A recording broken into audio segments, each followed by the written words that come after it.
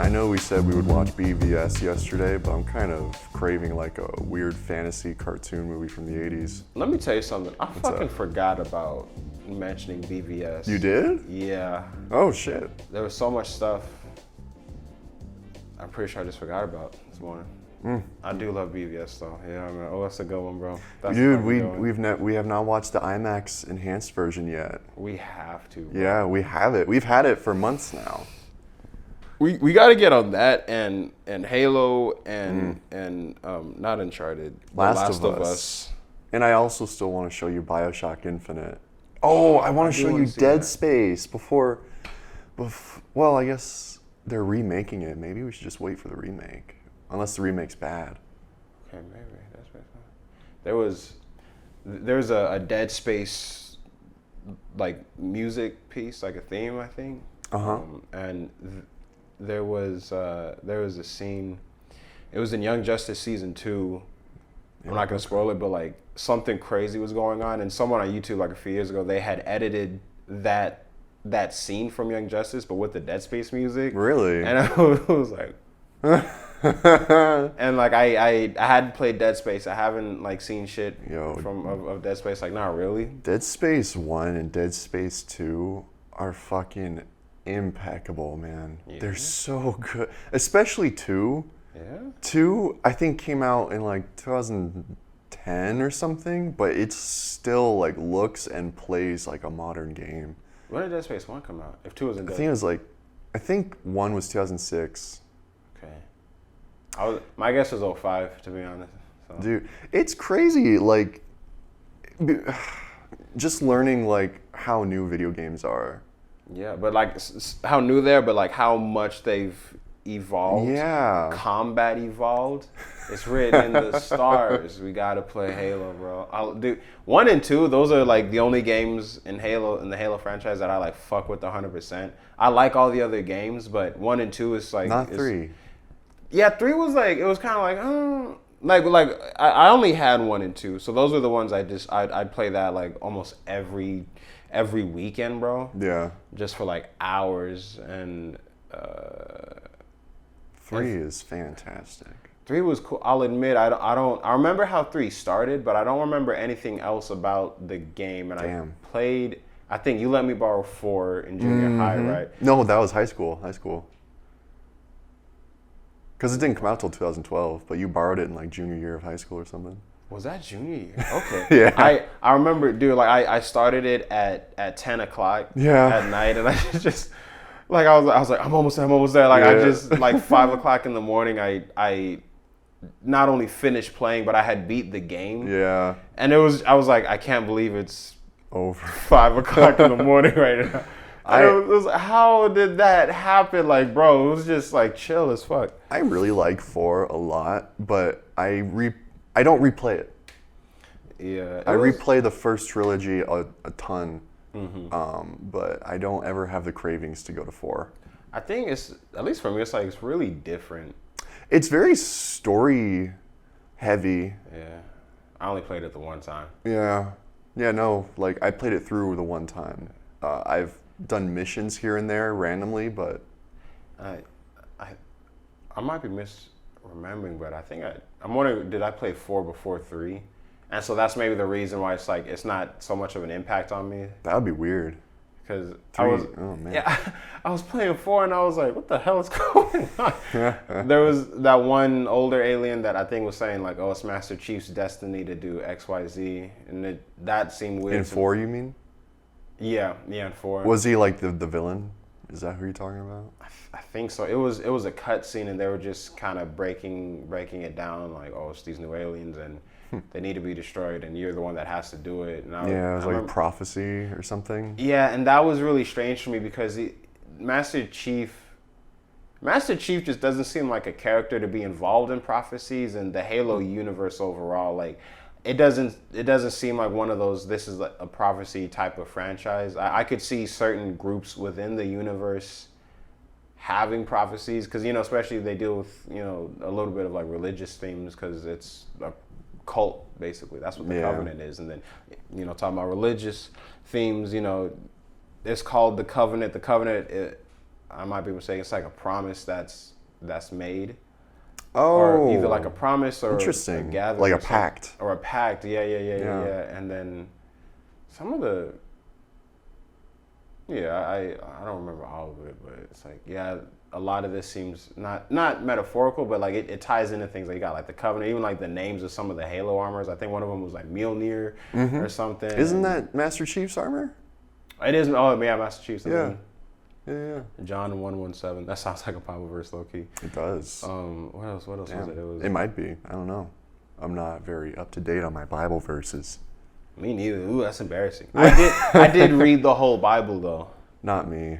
I did, but it was good though. I watched Prince of Egypt with you.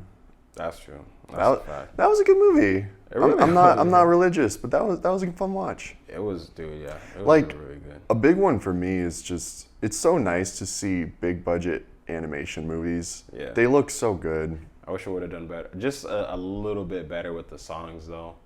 Yeah, I don't remember a single song, honestly. Like the only songs I really liked were the one where it was Moses at the peak of his being Moses and Ramesses at the peak of him being Ramesses, and it was a song of like it was I think it might have been called The Plagues. It was when all the plagues were happening and it was them kind of just like at war with each other. Right. I like that song a lot. I don't remember any of the other songs like that. Like one where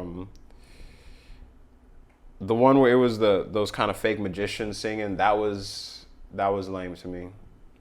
I'll take your word for it.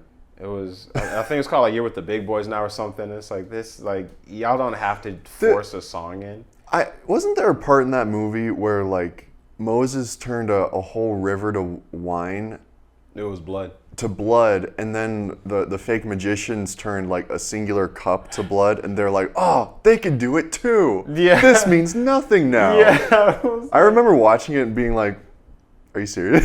Yeah, like y'all fell for that. He's like, it's really easy, sir. Like, but it's like, yes, that's easy, sure, but how did he do that to the entire body of water here? Yeah. From his staff. Yeah, exactly.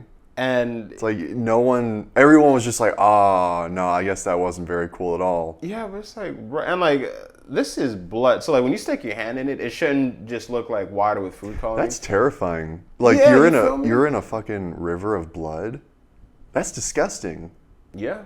But they're like, oh, we can do it too. It's like, oh, well, Moses, can't fuck with you no more, bro. They can do it, then, who cares? I'll be like, y'all, for real, I turned this into a snake earlier. Y'all just gonna ignore that. Right, yeah.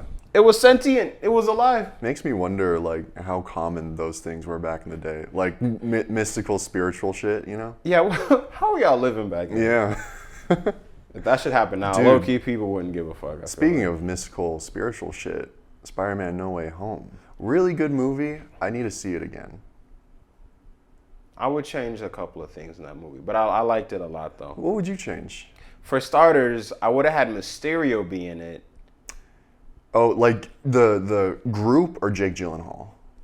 At least Jake Gyllenhaal. Really? Like, you could say where you could have where you only see Jake Gyllenhaal, but maybe the group is just off screen, but he's like talking to them in the earpiece, or you do it where a variant of Mysterio comes in, but this variant is like he more or less went through the same shit with Spider-Man in his universe, except he's actually a magical person. Like, so he didn't have like really the team behind him, but it's basically just it's a really quick way to do a soft reboot of the character. Sure. You feel me? It's like, because you could have it like, everything was the same between him and Spider-Man. It was just the methods of how he became Mysterio were a lot different. Why do you want Mysterio in this one? Well, because at the end of Far From Home, he had caused like so much just mayhem in Peter's life, and then when he was dying, he had that line like, they only see what they want to see, or like it's easy to manipulate people or something like that, and he smiled. And it's like, usually when you kind of linger on a character doing something like that as they're quote unquote dying, it can imply, oh, they're not actually dead, because we wouldn't really need to linger on them like that. So then you do that, and you have all this crazy stuff going on. Okay. And then if but like everybody thinks he's dead. Right. And then you start off No Way Home with Mysterio, hey guys, I'm Mysterio, and Peter Parker is Spider-Man, and da da da da da. And it's because it's like it's still his influence that carries over to this movie. So what if it was more than just his influence and it's actually him? So then Spider-Man has to deal with, how do I fix the multiverse, basically? How do I protect everybody? And now I really, really have to defeat Mysterio. Yeah, okay. And especially for this is like It would the be third interest- movie and he's so young, like wow. It would be interesting, like, all that is happening, but you know how, like, No Way Home, he collects all the villains from the multiverse into, like, one group? What if instead of, you know, them being set off by Green Goblin or the Lizard, what if Mysterio, he, like, comes back and he's the one to, like, kind of basically set all of those villains off? That could be cool. Yeah, like... Or maybe he teams up with all of them, or maybe just the Green Goblin or something. That'd be cool. Yeah, because I feel like... I don't want to take the spotlight away from Green Goblin. Yeah, but I feel like with the Tom Holland trilogy, it seems like... And yeah, besides Green Goblin, it seems like Mysterio was really like his villain, because he manipulated him and basically made a fool out of him, and then he ruined his life. And it's like that's some arch nemesis type stuff. Yeah, I really like how they elevated Mysterio in that movie. Yeah, because in Far From Home. I didn't like Mysterio from the comics. He's like a joke in the comics, or at least that's how I see him. Yeah, he's really, really whack. So they're like, oh, we're doing Mysterio and Spider-Man. Oh, okay, fine. But in the trailers, he looked cool, and he looked cool. I'm like, this is actually interesting. And then in the movie, they made him just so dastardly. Like, he was on some James Moriarty type stuff, bro. So. I love that sequence in Far From Home where Peter's tripping in like that crazy like fever dream Mysterio magic thing. That was so cool. They only did it the once, but I feel like it was enough. Yeah, you know? if they would have kept doing it like that, it would be a little bit repetitive. It would be like a Doctor Strange movie, basically. It's like we don't got to keep doing this. Yeah, honestly. But with how we're gonna say? No, go ahead. With how No Way Home ended, how would you continue the Spider-Man journey, so to speak? Yeah, or would you even continue it? Oh, for sure, because like the end of No Way Home really feels like the end of the prologue to Spider-Man. You know, a awesome prologue. That was like 4 years in the making, but still, I feel like this is where the quote-unquote true Spider-Man experience begins, because like now he's really on his own, and I feel like he'll really be able to fall into the Spider-Man persona now, because like that's kind of all he has left. Well, he can of course build himself back, but he's Spider-Man. He has that responsibility, you know, and I feel like it'll be really easy for him to now fall headfirst into that responsibility now that everything is gone from his life. Yeah. It's really sad to say, but like it's such a cool opportunity. You can get like a pure Spider-Man experience from him now. Yeah. So yeah, I think it would be kind of cool. I'm just spitballing here because I don't have any firm ideas. But I think it'd be cool if like the next movie picks up, maybe he's in community college because he can't afford like a university or anything. And maybe like because like how would he even, he doesn't really even have an identity now. Like there's no proof he exists, right? Like no birth papers, no IDs, or is that too specific? How I understand it is, I guess he just has enough to kind of, no, like I don't understand it then, because nobody knows he exists. He can't have any papers, because then people would know there that would be proof he exists. exists, and like someone would have had to do it. Yeah, so how did he get the apartment? He was studying for his GED, but it's still kind of like, well, how'd you? Yeah, maybe he's just like going through back channels to get all this stuff now. Like maybe he's just using like legit cash because he can't make a bank account or whatever, and he's just legit roughing it. If he has to apply for like a social security card or something like that, that must be so irritating. Yeah, we don't have any records that you exist. Okay. And he can't even like go to the Avengers to help because they don't know him anymore, and he's just like a super powered threat if he tries to like force his way in or insist that he's, not crazy, that would be threatening, Part of me feels like he could just go to Doctor Strange and almost, like, if he has trouble with the Avengers, like, Doctor Strange, we worked together, but you had to, just explains how No Way Home went. But with this, low-key, the way that Marvel is going, I could see them doing that, but Doctor Strange he still just doesn't believe him. But just for the sake of the joke. Well, it depends on which Doctor Strange we're talking about. Like the serious one or the Multiverse of Madness Doctor Strange, Even then, I feel like, because the serious one, I'm imagining him as directed by the Russo brothers. Like him, I could say, I could see it being like, okay, kid, like, I don't believe you, but this seems kind of too weird to be a lie, so I guess I'll help you out. And then the Multiverse of Madness one, he was just a generally good, heroic guy, so I almost feel like same thing. Like, I don't really believe you, but because I'm a good guy, I'll help you out nonetheless. Yeah. Okay. But still. But I agree. I feel like he could probably make something happen like that. But he's never going to. Exactly. Because of that possibility, that'll never happen. Yeah. So. Like he wouldn't do that, but then someone later on would joke about it. Hey, why don't you just do this? Okay. So here's an idea. What if like he's trying to get all these legal papers, or like basically just trying to make a life for himself, but he's like really having problems, so he goes to this like ground level lawyer. Yeah, and it's because that's who he worked with when the whole No Way Home legal troubles were going on.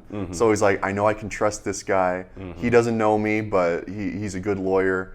Let's get something rolling with him. And then like maybe he has to crash at Matt Murdock's house because he has no place to live or something. Okay. And like because he has his spider senses, he like can hear him going out at night, or he like he notices he's coming home like bloody in the morning or something. And so like he sneaks out one night and he's following him, and he sees like all these.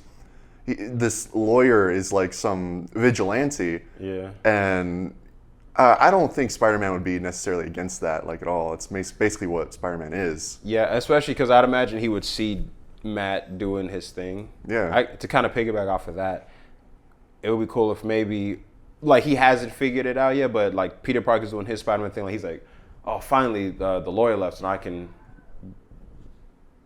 Finally, the lawyer left, so I can be Spider-Man and sneak out. But then he sneaks out, does his thing, comes back early in the morning, and really quietly, carefully changes his clothes and and walks out of his room and walks into the kitchen, and it's Matt there, just like sitting at the table, like eating breakfast or doing something like that. But then he just says something like, I know you're Spider-Man, because like, it's like, how do you know that? And he's like, oh, I'm Daredevil. But it's like, I've been kind of monitoring you, and also like I'm Daredevil, so I have the heightened senses. So I already. So they both kind of sense each other. Yeah, exactly. That would be really cool. That'd be really cool. I like that. I like that idea of how he meets Daredevil. I think that's really cool. To kind of piggyback off of that, I was thinking, what if, it's him and he's doing college and how did it go? Yeah, he's doing college and something is all this like organized crime. So he kind of feels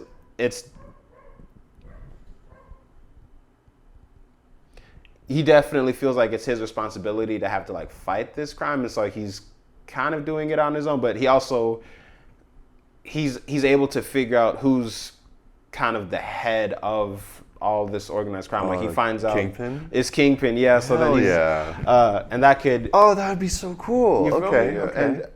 And my initial thought was like have it where it's Spider-Man investigating the crime, and then he finds out it's Kingpin. But one night he goes to either try to like warn the Kingpin or talk to him or something like that. He's about to do his thing, but then Daredevil crashes in. Yeah. And then, actually no, that still works. It would totally still work. Yeah, because my thing is just like the order though. Oh, the order of events. Yeah, like maybe when Spider-Man's like spying on Kingpin and then Daredevil comes in and crashes in or whatever, they both. Maybe like he joins in the fight because there's like the other villains there, so like they're fighting together even though they don't like know each other, but they kind of recognize like, okay, we're on the same team. And then when they go home in the morning, they both like get there at the same time, or like they both can tell Yeah. it's the same person I was just fighting with, basically. Yeah, exactly. Yeah, Like yeah. both of them, they're still like perfectly dressed or whatever, but it's like, oh, you just get in?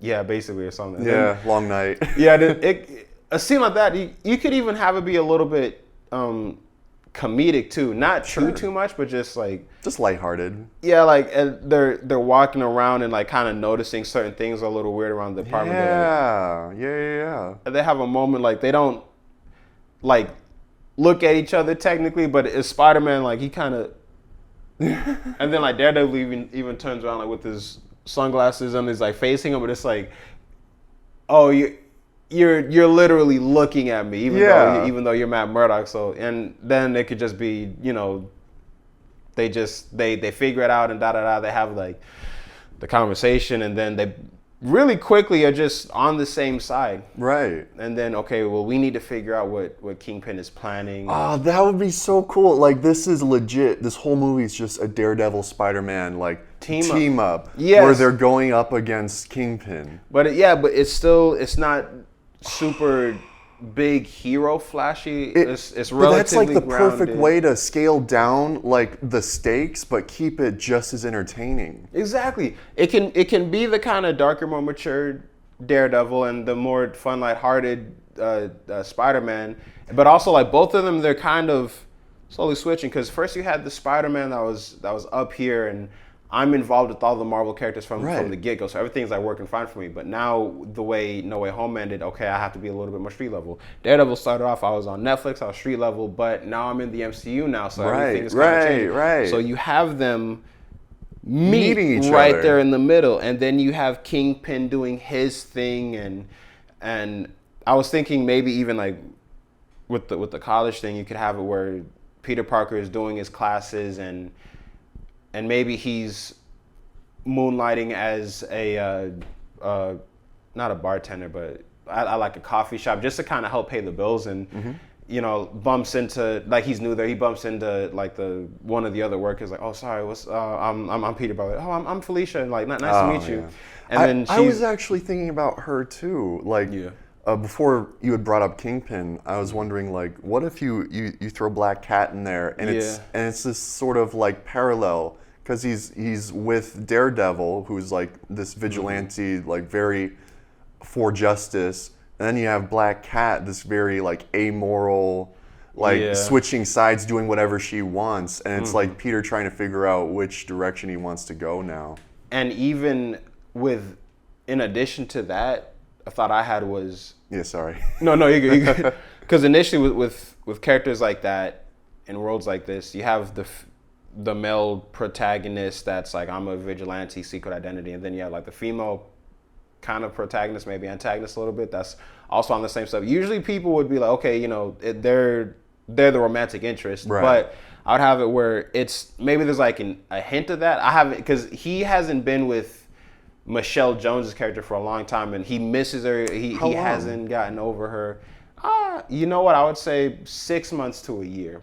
Yeah, I would put it out there like that. Something about this Peter Parker, the Tom Holland Peter Parker, it seems like while Zendaya is still alive, he wouldn't like get over her. Exactly, that's what I'm saying. So there's like a picture of maybe the two of them, like it's the only one that is left or the only one that he has, or maybe it's even just a picture of her. It's on the dresser by his bed. So he's still in love with her, he never gets over, but he's lonely in basically every sense of the word. And then he meets Black Cat and they have their interactions, and there's, as a nod to the comics, there is an attraction on both sides, but he's like, my heart is really with someone else, and also you're kind of on some criminal shit. Yeah. So I can't really like fuck with you for that, like for that. Yeah. But then it's like, you know, she has a personal reason, like Kingpin killed her father maybe or something like that. So it's one of those things, and you know, she maybe joins forces with Daredevil and Spider-Man at the end to help take down the Kingpin. That'd be cool. And with a story like this, you would need some secondary, legit, just villain type characters. Oh, okay. It can't only be all three of them versus the Kingpin. So. Should we bring back the Scorpion finally? Wow. Yeah, I forgot about him. I was thinking like, what if for the next Spider-Man movie they do my initial idea is like Sinister Six, but it's led by Kingpin, or Kingpin like put them all together. But they basically did that with No Way Home. It wasn't 6 villains, but and but it was like the big league of Spider-Man villains. Yeah, it was Sinister Six pretty much. If Venom was there, it would have been Fearsome 4, unless there was 5. There was 5. It could still be Fearsome 5. Yeah. So maybe Scorpion. I feel like it's got to be about 2 or 3. 2 or 3. Okay, let's think about this, because I'm sure they've. What if we bring back Mysterio like fully, like, well, not the Jake Gyllenhaal, but like the team? Okay. Would that work? Would that be overkill at this point? Maybe. I feel like you could have it where Kingpin hires them on, and so they just work for him. So they're kind of involved anyways. And you know what you could do with that? What? Since they are Mysterio, yes, as much as Jake Gyllenhaal was, and I'd imagine they would still have some version of that holographic technology. They could make holograms of Jake Gyllenhaal, so then you kind of get Jake Gyllenhaal back as Mysterio, and and Spider-Man, truly do some trippy shit. Yeah, you just fuck with everybody, and then so you got Kingpin, Scorpion. I don't know what capacity they could use Scorpion in. I don't know enough about him as a character. Me neither. But I really feel like I'm not saying they've set him up to be like a big bad, but he has enough subtle setup to where like it seems like he could really do some damage, or he really wants to do some damage to Spider-Man. Yeah. So I feel like. Do you think? No, he's Spider-Man. Okay, so he still remembers everything that Spider-Man did to him. Spider-Man? The Scorpion. Because like it's just the Peter Parker that people forgot.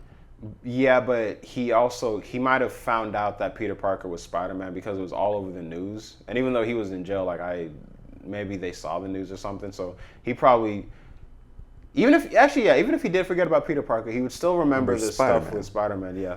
So he would still have adequate. And I don't know what he would do, but maybe like the Kingpin broke him out of jail or bailed him out of jail. Yeah. And he's like part of a hit team.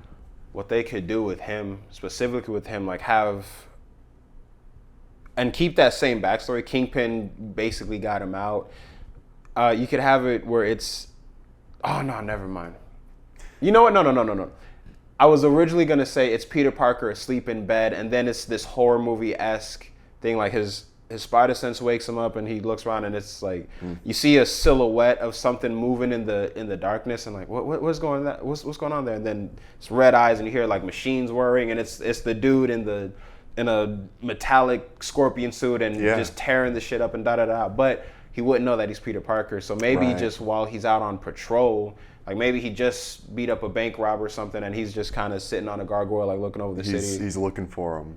No, he's not. Or Spider-Man is just... Oh, you're talking about Spider-Man sitting on a gargoyle. Yeah. Spider-Man is just taking a look at everything. Okay, everything looks pretty good. I think I'm going to wrap it up for tonight. And as soon as he's about to move over, this big, giant scorpion metal monster attacks him, and then it's da-da-da-da-da. Mm-hmm. And, you could tie it in like that. Man, that would be cool. One character I'd like to see is Tombstone, who's almost Kingpin-esque. Well, before we talk about Tombstone, I did want to bring up the Sony spin-off Spider-Man movies. And if you would try and incorporate any of those characters. Venom, Morbius, Madam Web. And Kraven. Yes. Venom I was kind of thinking, but I don't, like Go ahead. I don't really fuck with any of them. The way that they teased Venom, how I would have done it when Tom Hardy came over into the MCU, he would have been the MCU Venom, and he just would have been part of everything. But they took him back, but they left that little piece of symbiote. Yeah, so I don't know how to do anything with that necessarily.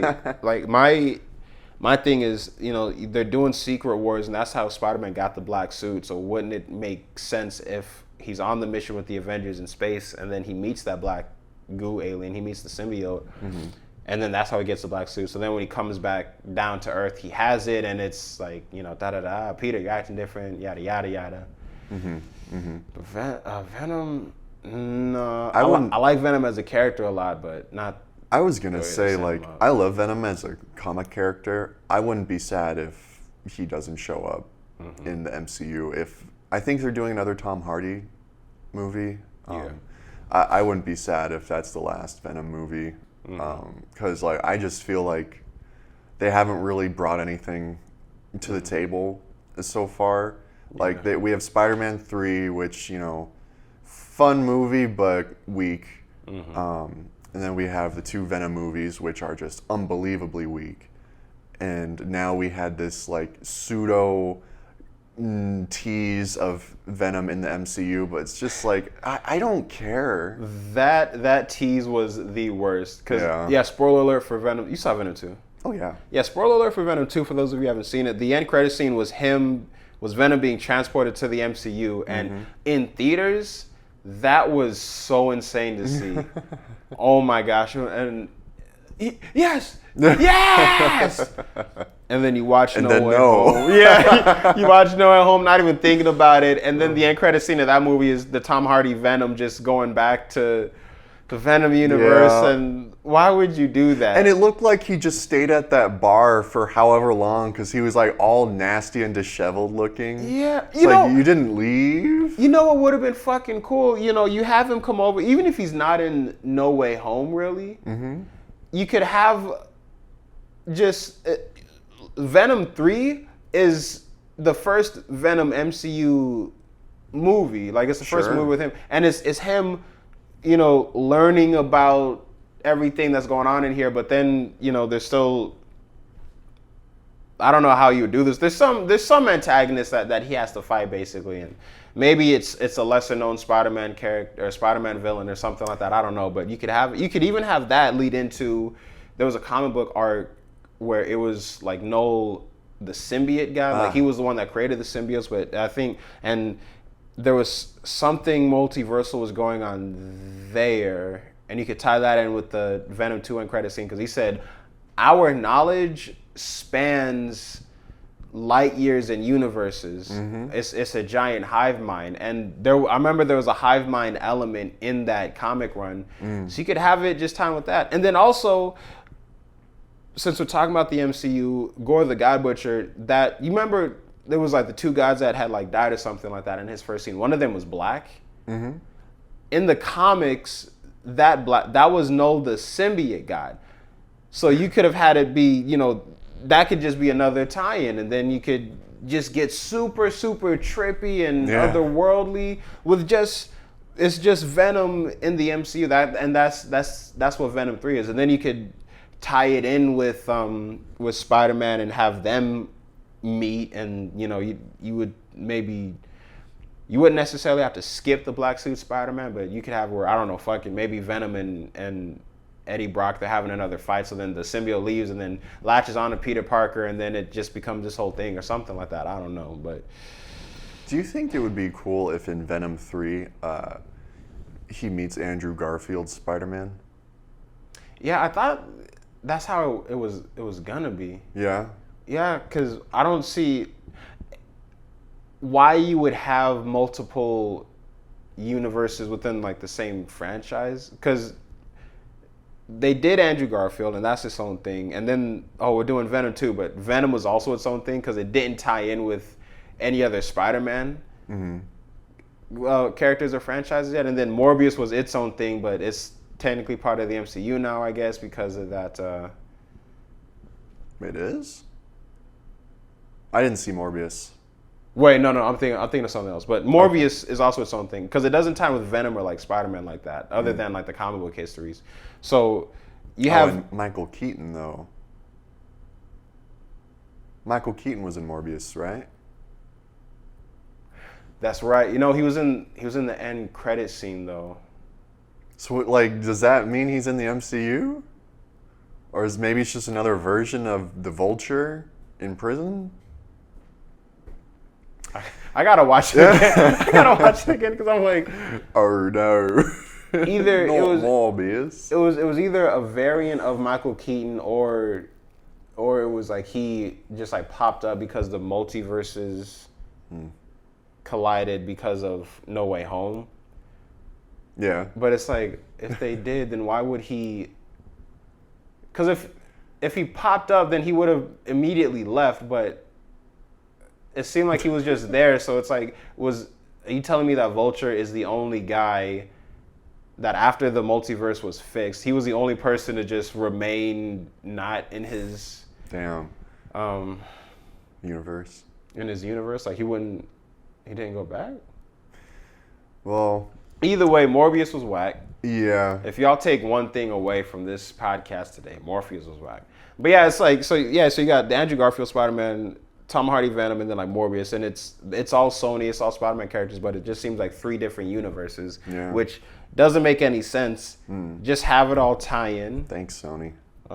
But that's how we would do a Spider-Man movie. You have it where it's a little bit more ground level. He meets Daredevil. Main villain is a Kingpin. Felicia Hardy's there, a quasi love interest, but Peter's head and his heart is still with Mary Jane. And it's not even like, oh, maybe I could like talk with this girl or something like that. He's not into her like that, but there is that almost innate kind of biological attraction, basically. And then you have the supplementary villains, Scorpion, and did we say a second one?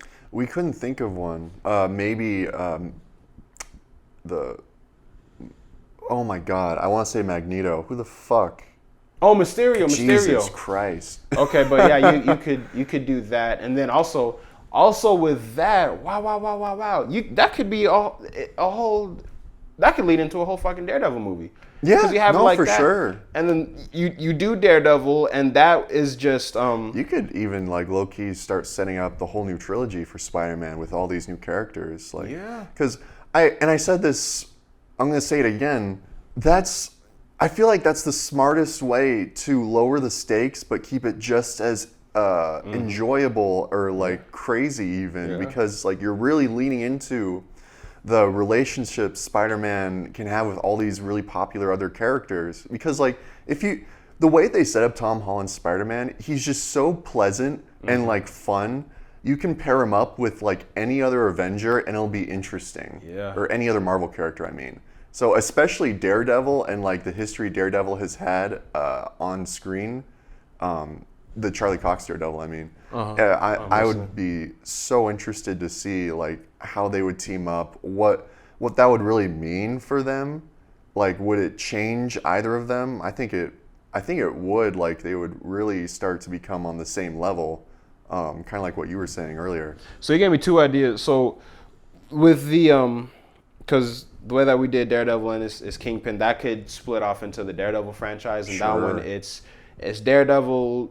It's just Daredevil versus Kingpin, just solo. But because Kingpin he's MCU now, and he's doing all this stuff, you could have it where he's acting like I'm reformed now and I want to give back, so he runs for mayor.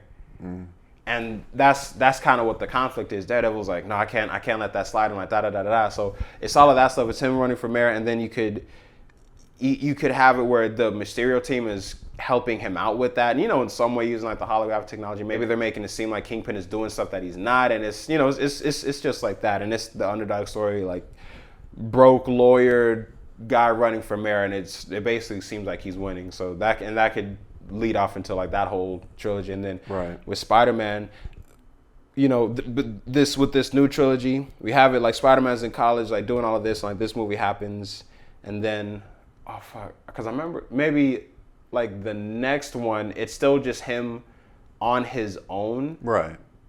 I don't remember how I led into this, but it's him on his own, and then it's the villain there's a character called Morlun. Okay. From the comics, and he showed up and just wrecked Spider-Man's shit. Sounds like a magician. He's a multiversal character. He's part of like a multiversal group, and what this group does is they hunt Spider-Man throughout the multiverse. Oh my God. That's their whole fucking thing. So I can see them being in the MCU because like of No Way Home. Like ever since you you tipped us off of your existence. Yeah. So now we're going through and eliminating you because of the multiversal threat you posed. Exactly. Well, it was a little bit different than that in the comics, but that's a cool idea though, because the comics are just a lot more. We hunt spider people. Like not Peter Parker, just like. If you're Spider-Man, Yeah. we're going to hunt you down and kill you. Why? I don't remember, but it was really interesting. It's cool. It's cool. Yeah, so the first one, it's Spider-Man, and it's Peter Parker alone, and it's like Michael Myers is coming after him. Yeah, except, or the Terminator. Mixed together. Yeah. And maybe he's immortal. I don't totally remember, but you could do something like that, and then that way you could have it be it's this dark, it's a dark story, and it's made especially dark because he's just alone now, and. That could low-key be an interesting way, like, because he's a multiversal being, what if, what? I was going to say, for part 3, it would carry on, like, part 3 would be basically the Spider-Verse, so it's Spider-Man, and he's meeting all the other versions of himself, but they're not just, like, coming to him. It's like, he's going out there and, like, meeting all these various versions of Spider-Man, because this is kind of how the comic went. He's meeting all the other versions of Spider-Man, and also with that, you get a deeper look into like the organization or whatever that Morlun comes from. Right. So now it's like a Spider-Verse war. Maybe that's the title of it, and then maybe you could even have it tie in War with of the Spider-Man. War of the Spider-Man is something, and with that you could even maybe have the Miles Morales story tie in with that, and we were talking about this. It would be so cool if part 2 of Across the Spider-Verse that they're making was live action. And he just came into the Tom Holland universe. You get Caleb McLaughlin to play him. That would be Caleb, so cool. From Stranger Things? Yeah, from Stranger Things. And it's all of that. So now it's like, wow, so Into the Spider-Verse is canon and everything Spider-Man is canon now. That would be so cool. With that, you could bring back Tobey Maguire and Andrew Garfield, because I think they never forgot who Peter Parker was. So then that would be like, oh, so good to see you guys. And that could be played on a meta level. It's good for him because like you guys are the only people that recognize me as Peter Parker and as Spider-Man. And it's good for us, the fans, because we loved them when the movies were coming out, and it was amazing to see them in No Way Home. Yes. So, and that's how you do it. And my thing, just like an idea I had, like what if Peter going through the multiverse, it's like unprecedented, like this shouldn't be happening, he's breaking shit like just by doing it, like he's not purposefully breaking things, but like what if that's like his presence is becoming spread across all these multiverses, and that breaks the spell on like the people of Earth. That's dope. That's dope. I like that a lot. I was gonna say like he's doing all this stuff, and MJ is always on his mind. She never like regains his memory, but he just basically starts like a new relationship with her, or something like that. Okay. And also, what if while he's traveling the multiverse and he's doing all this stuff, maybe it breaks the spell, but in a way that's not harmful to the people of Earth anymore, or to reality as a whole. Right. But as soon as he comes out of, as soon as they finish that Spider-Verse war, I'm talking like 10 minutes later, maybe. Because that's a long time, 10 minutes. But as soon as he comes out of that, that's when Secret Wars is going down. So maybe we could have like all of those like Infinite Spider-Man and Tobey Maguire and Andrew Garfield like part of Secret Wars. Because in the comics, dude, Secret Wars was when everybody was there. Yeah. So, and like we obviously you don't have to like focus on all of them, but they're there, and like you see them like fighting in the background and stuff like that. But it's like it's all of these Spider-Man. It's the X-Men, the Fantastic Four, Daredevil, the street level characters. Can you like in one paragraph do a Spark Notes of what Secret Wars is? Because I forgot. So first it was a comic in the 80s, and I don't totally remember everything that happened there, but it was something where it was like this character that called the Beyonder, just like Omega level, powerful, multiversal type character.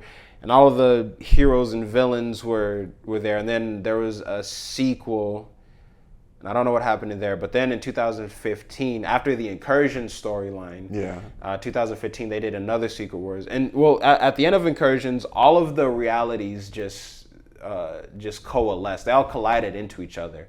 And then that created a brand new reality, and it was a world. It was called Battle World, and it was the remnants of all of those Earths just there. So you have all these other, it's a bunch of Thors here living, and like all these comic characters, but reality was rewritten. So in this version of Battle World, Doctor Doom was the leader of it. He was the king, he was the god there, and Stephen Strange was his number 2, was the second in command, and then and the police force there, I think it was all of the Thors. So all of the Thors were supposed to like watch over and protect it. The Thing was literally a wall, dude. It was crazy, but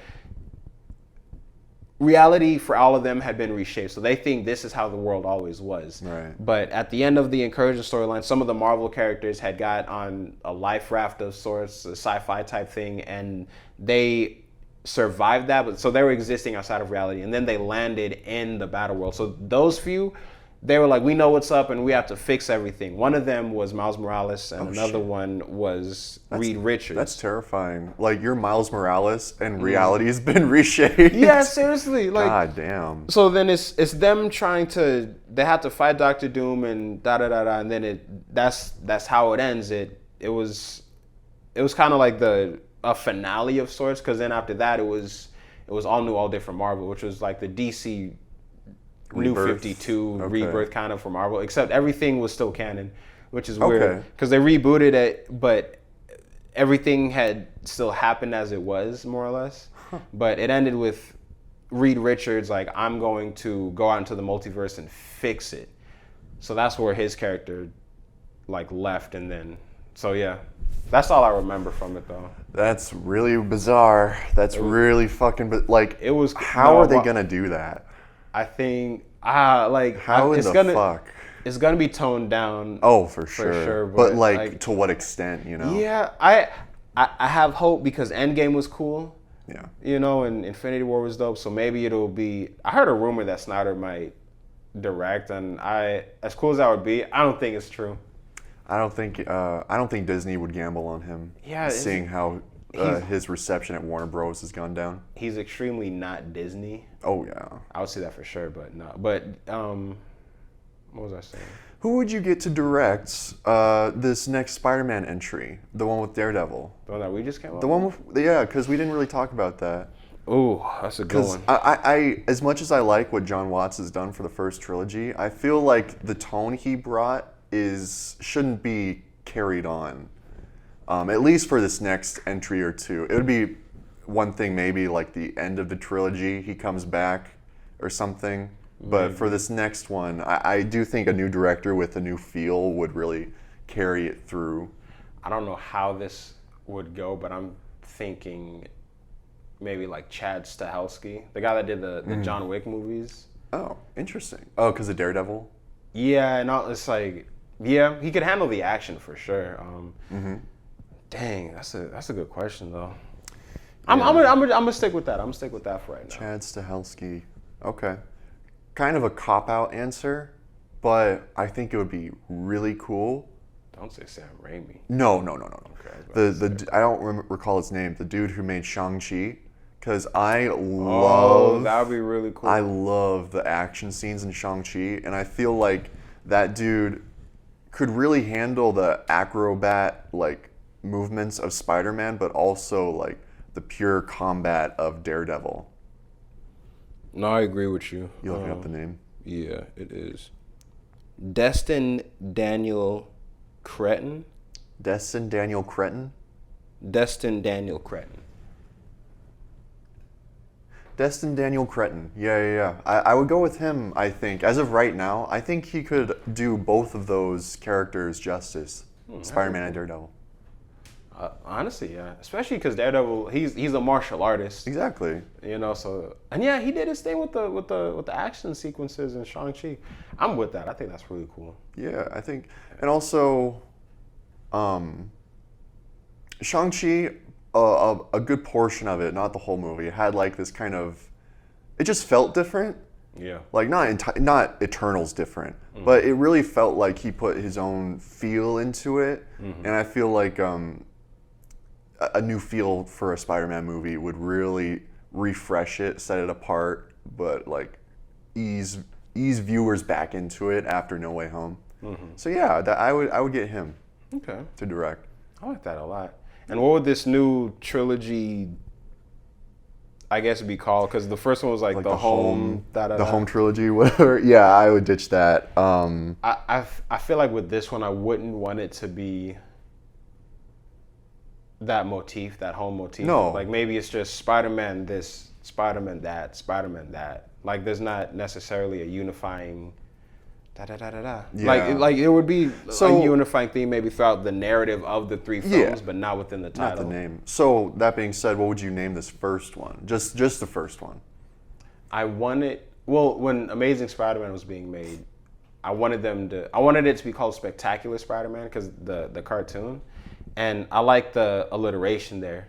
So maybe this one's just the Spectacular Spider-Man. Because like it's not Peter Parker anymore. It's just Spider-Man.